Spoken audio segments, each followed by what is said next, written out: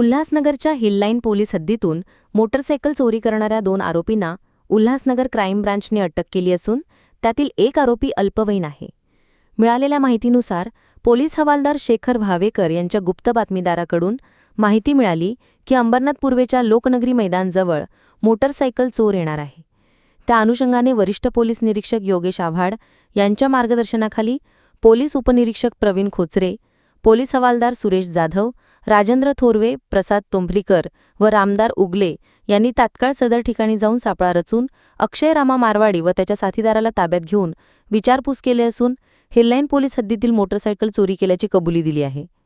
यात अक्षयचा साथीदार अल्पवयीन असून बालनिरीक्षण गृह भिवंडी येथे पाठवण्यात आले आहे. तसेच आरोपी अक्षय याला ताब्यात घेतले असून याच्याकडून 42,000 रुपयाची 3 मोटरसायकल हस्तगत करण्यात आले आहे.